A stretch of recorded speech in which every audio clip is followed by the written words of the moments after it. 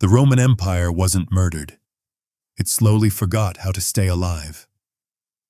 That sounds impossible. Every history book seems to tell the same story. Barbarian armies stormed across the borders. Rome fell, and one of the greatest civilizations in history came to an end. It's a story everyone recognizes.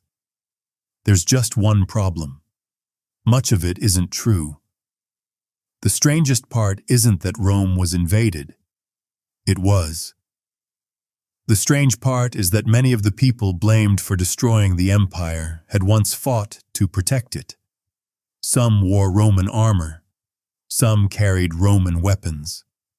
Some even served Roman emperors. So how did they become the villains of history? To answer that, we have to question something that feels almost untouchable. The idea that great civilizations collapse because an enemy finally becomes stronger. Rome tells a different story, and the evidence has been sitting underground for centuries. When archaeologists excavate former Roman cities, they expect to find signs of sudden catastrophe if the traditional story is true. Burned neighborhoods, mass graves, entire communities abandoned overnight. Sometimes they do. But far more often, they find something far less dramatic.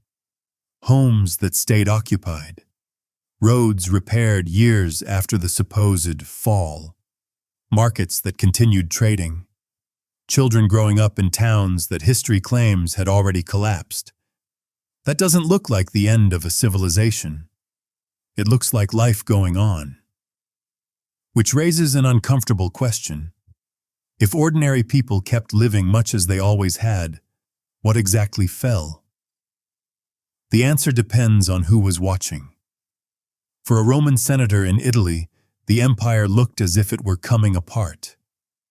Emperors rose and disappeared with alarming speed. Generals fought one another for power. Tax collectors demanded more while delivering less. Every year seemed to bring another crisis. But for a farmer in a distant province, the changes were often slower. The same fields still needed planting. The same roads led to market. The same language echoed through the streets. History has a habit of remembering the view from the palace. It often forgets the view from the village. That single mistake may have shaped the story we've been telling for nearly 1,500 years. Then another clue appeared. Researchers began looking beyond ancient writings and into the ground itself. Layers of soil, abandoned buildings, broken pottery, worn coins. Unlike political speeches, these objects had no reason to exaggerate. Together, they told a quieter story, not of one violent collapse, but of a world changing piece by piece. In some places, Roman buildings were carefully repaired instead of abandoned. In others, expensive imported goods slowly disappeared, while local products became more common. The changes weren't identical across the empire. Some regions declined quickly. Others remained surprisingly stable. That isn't what you'd expect if one invasion had destroyed everything. So why does the invasion story survive? Because it's easy. People love moments that change history overnight. One battle, one assassination, one disaster that explains everything. Real history rarely works that way. The deeper historians looked, the harder it became to find a single moment when Rome actually fell. Instead, they found decades filled with warning signs that most people never noticed until it was too late. And one of those warning signs was hiding in plain sight. It wasn't an invading army. It wasn't a collapsing wall. It wasn't even a losing battle. It was something every Roman carried in their pocket. A simple coin. At first glance, it looked exactly as it always had, but something inside it had quietly disappeared, and that tiny change would reveal a problem far bigger than anyone realized. A Roman coin wasn't just money, it was a promise that the empire was stable, that soldiers would be paid, that merchants could trust its value, that tomorrow would look a lot like today. Then that promise began to fade. At first, almost no one noticed. The silver coins still carried the emperor's face. They weighed about the same in your hand. They sounded familiar when they struck a table. But inside, they were changing. With every new crisis, emperors quietly mixed less silver into the metal. The coins looked real, yet each one was worth a little less than the last. It solved an immediate problem. It created a much bigger one. As more of these weaker coins entered circulation, prices began to climb. Merchants demanded more for the same goods. Soldiers wanted higher pay. Families discovered that their savings bought less food than they had only a few years before. Trust, once broken, is difficult to rebuild, and Rome was beginning to run out of it. The economy wasn't collapsing because people suddenly stopped working. Farmers still harvested grain. Blacksmiths still forged tools. Ships still crossed the Mediterranean. What was disappearing was something less visible: confidence. Without it, every transaction became a gamble. But even that wasn't the empire's greatest problem, because while ordinary Romans worried about prices, another battle was unfolding far above them. One for the imperial throne. Modern countries expect leaders to serve fixed terms or face elections. Rome had no such certainty. An emperor could rule for 20 years or 20 days. A successful general might be celebrated one month and murdered the next. A loyal commander could wake up to discover his own troops had proclaimed him emperor. Sometimes he accepted. Sometimes he didn't have a choice. The empire became trapped in a dangerous cycle. Every ambitious general needed an army. Every army needed money. Every new civil war drained the treasury, weakened the borders, and left Rome more vulnerable than before.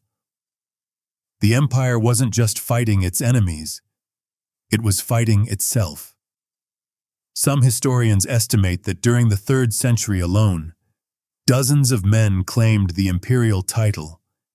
Many died violently. Assassination became so common that Romans almost expected it. Think about what that meant. If the highest office in the empire could change hands through murder, what happened to long-term planning? Who repaired distant roads? Who strengthened neglected frontiers? Who prepared for threats that might arrive 10 years later? Most rulers were struggling to survive until next month. The consequences spread slowly. A neglected fort here. An unpaid garrison there. A governor making decisions for his own survival rather than the empire's future. None of these moments seemed large enough to end Rome. Together, they were reshaping it. Yet despite all this chaos, the empire refused to die. That may be the most remarkable part of the story. Again and again, Rome absorbed blows that should have shattered it. Rebellions erupted. Provinces broke away.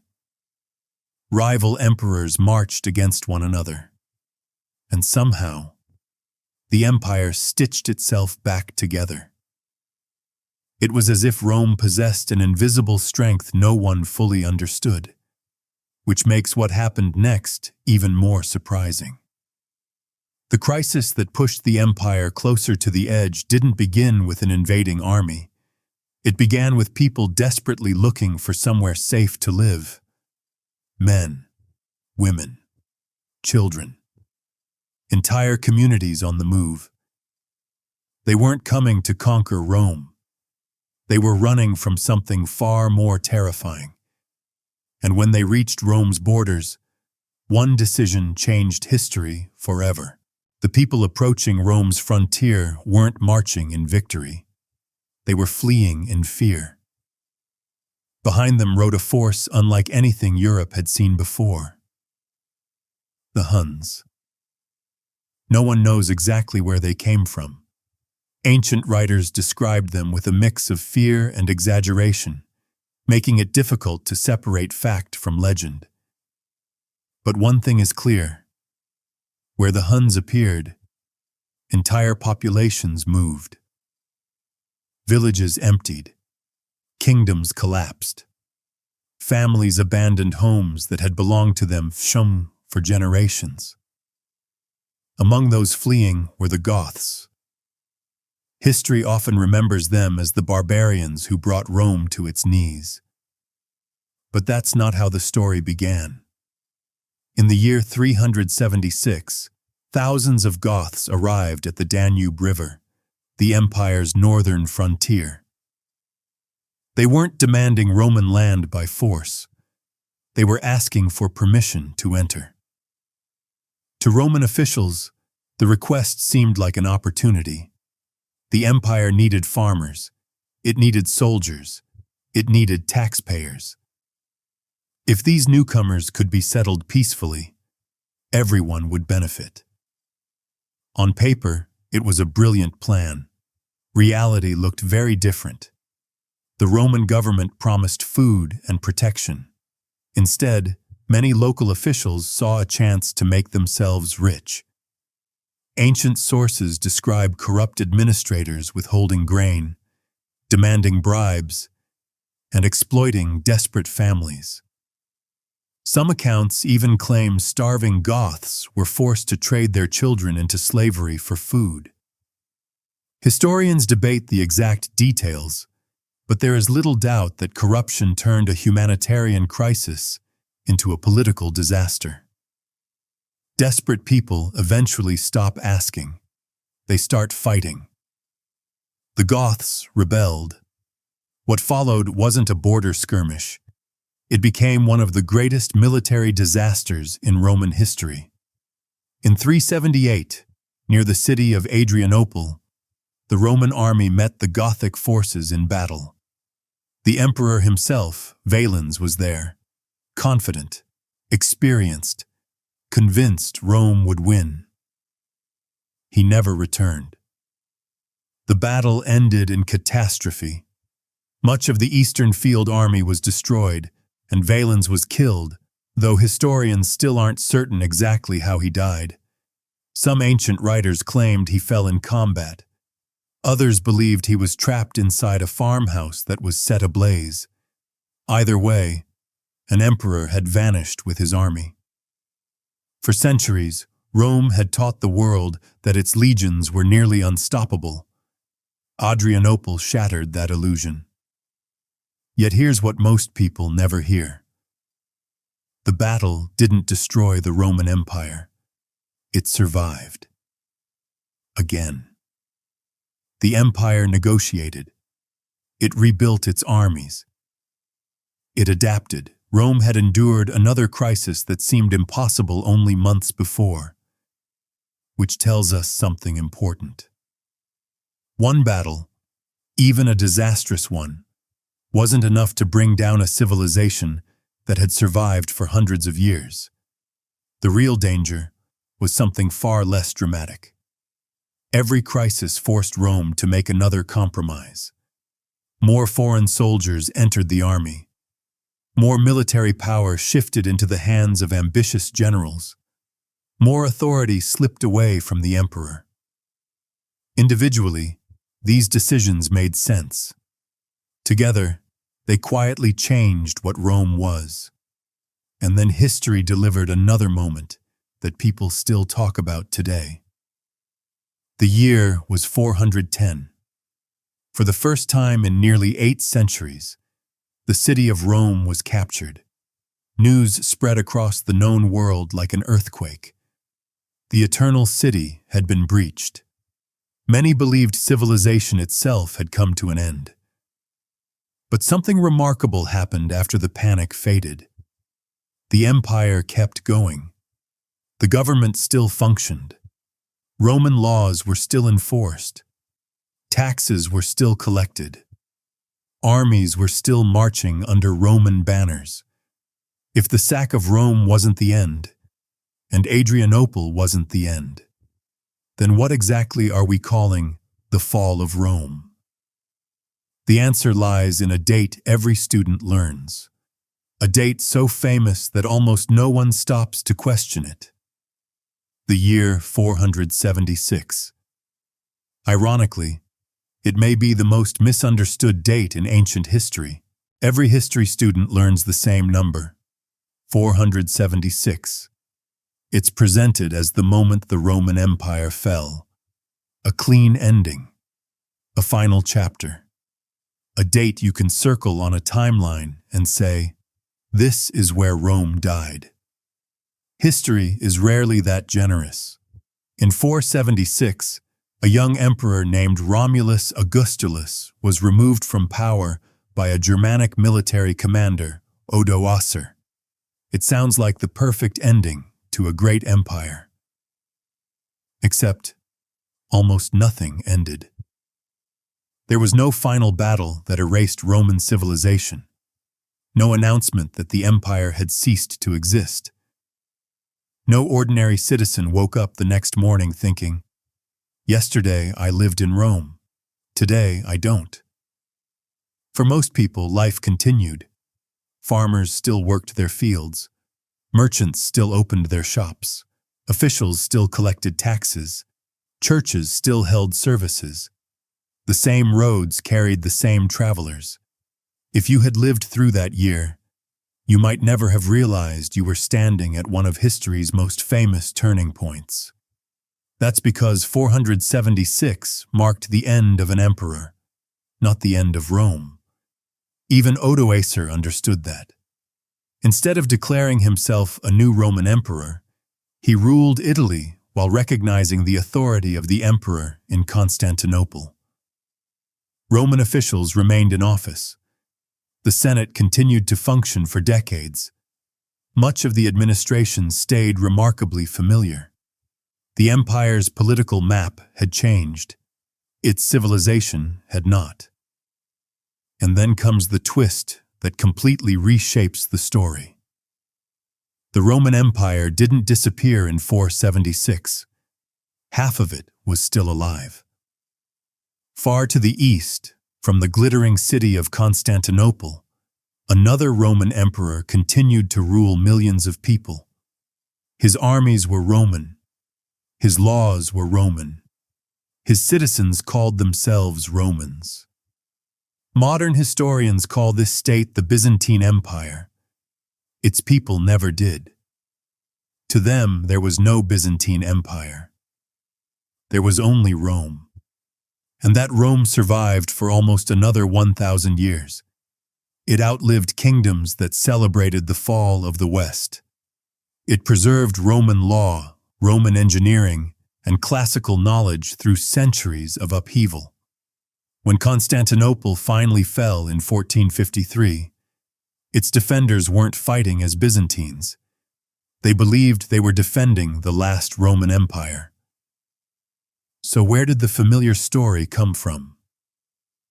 Partly because our minds crave simple endings. A single battle, a single villain, a single date that explains everything. Reality refuses to cooperate. The fall of Rome wasn't a lightning strike. It was more like a coastline slowly shaped by the sea. No single wave caused it. Yet every wave mattered. Political instability weakened the center. Economic troubles eroded trust. Civil wars exhausted the army. Disease reduced the population. Migration reshaped the empire. Climate shifts added new pressure. None of these forces alone was enough. Together, they changed a civilization so gradually that many people living through it never realized how much had already changed. Perhaps that's why Rome still fascinates us. Its greatest lesson isn't that powerful empires can fall. We've always known that. The deeper lesson is that civilizations rarely collapse in the dramatic way stories prefer. They transform. They adapt. They slowly become something their founders would no longer recognize. And that brings us back to the biggest lie. Rome wasn't destroyed by barbarians.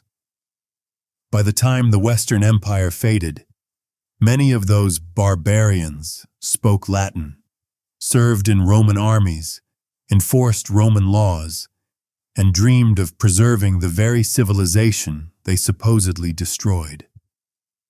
The border between Roman and outsider had become so blurred that the old story no longer made sense. Maybe Rome didn't fall. Maybe it simply stopped looking like the Rome people expected to see. That's a far more unsettling idea. Because if the end of one of history's greatest civilizations wasn't marked by a single invasion or a single day, how many civilizations have already begun changing beyond recognition without realizing it?